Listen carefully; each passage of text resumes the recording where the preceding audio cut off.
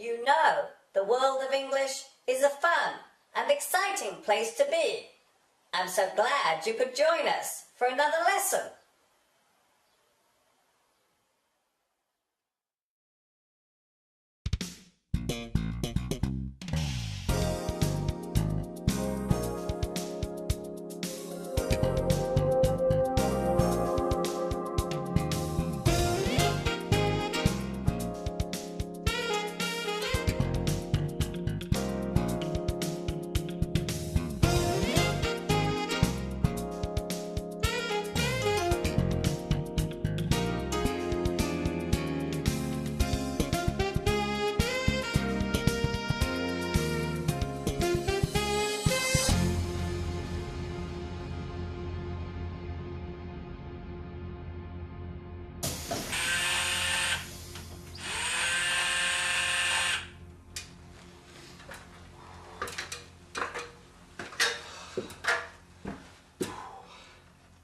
Oh, hi everybody. This is Mr. Duncan in England.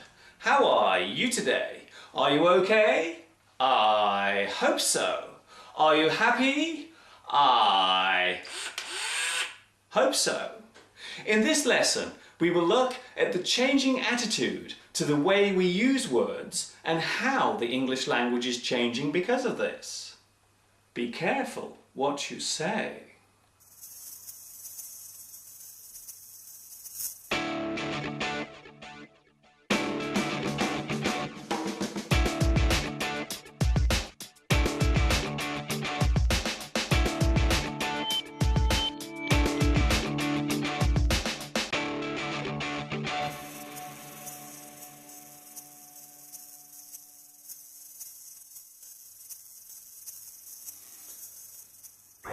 They say that the English language is very colourful and can be used in many interesting ways to describe things around us.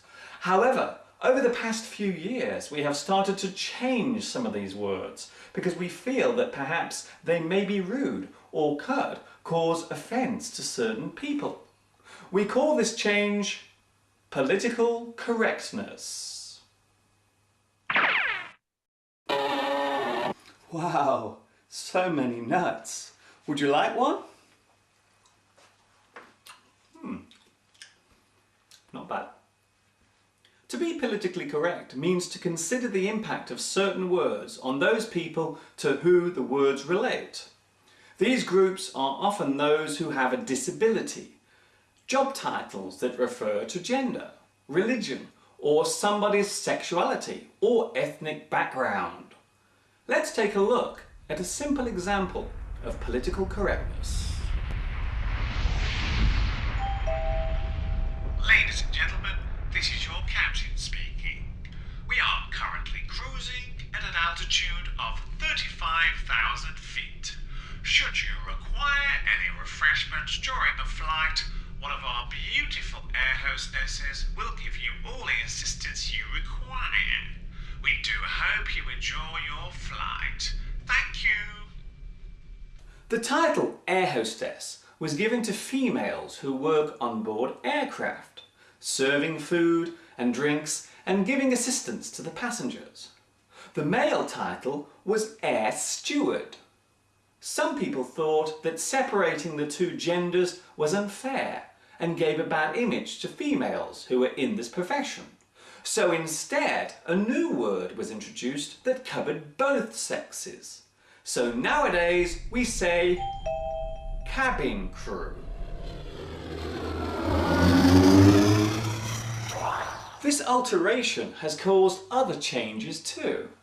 These days we do not use the title policeman and fireman. Instead we now say police officer and firefighter. We have also changed words that relate to a person's physical appearance. We no longer use the words fat or tubby to describe a person who weighs too much. These days we tend to use the words large or overweight.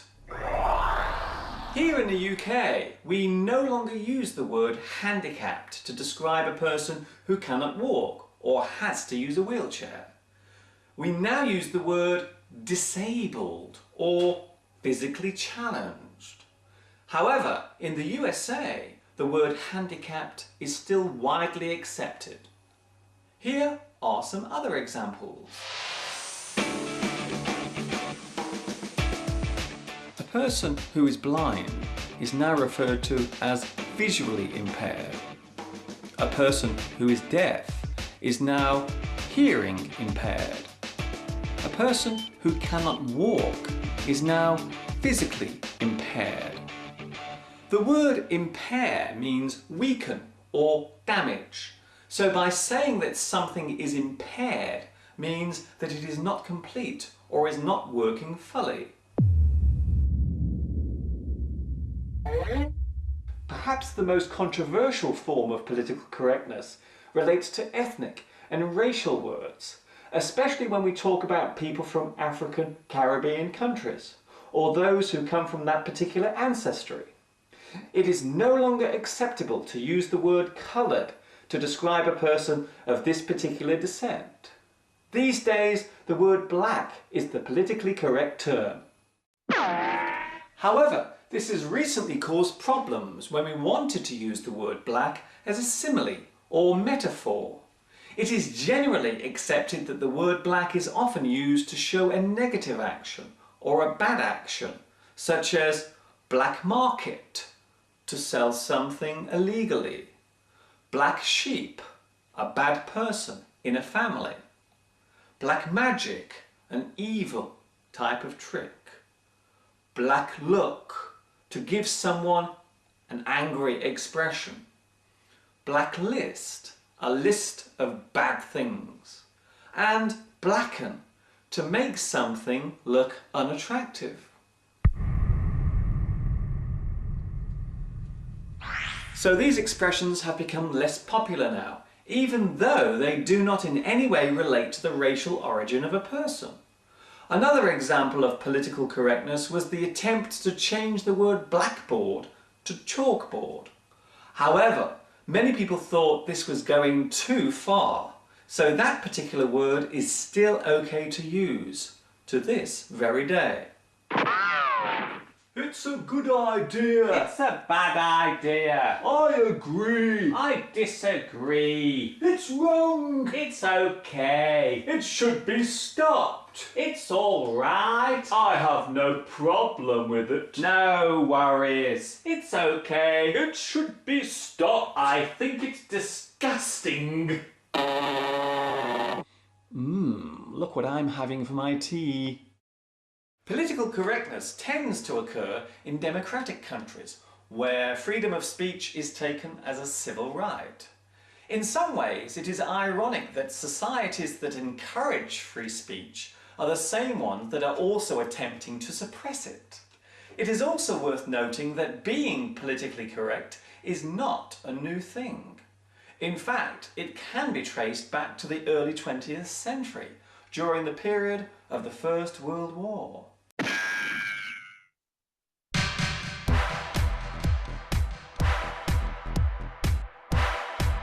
There seems to be a big divide about how far we should go with political correctness. Some people believe it is a good thing and should be encouraged, while others believe that our freedom to speak has been taken away.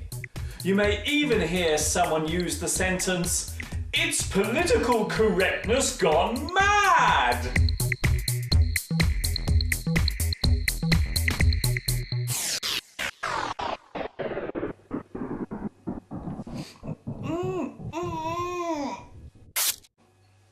Love it or hate it, it seems political correctness is around to stay.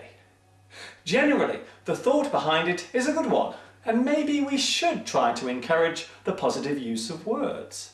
But some people think we should be careful not to carry it too far, or allow it to get out of hand or out of control. It is yet another example of how the English language is constantly changing. Whether it is for the better or worse, it's for you to decide.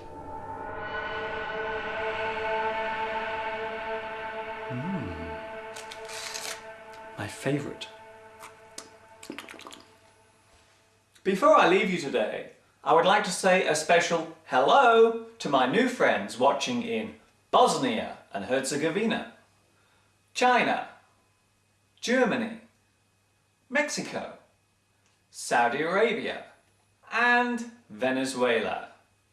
This is Mr. Duncan in England saying, watch your P's and Q's. In other words, be careful what you are saying and to whom you are saying it. Have fun until next time. Ta-ta for now.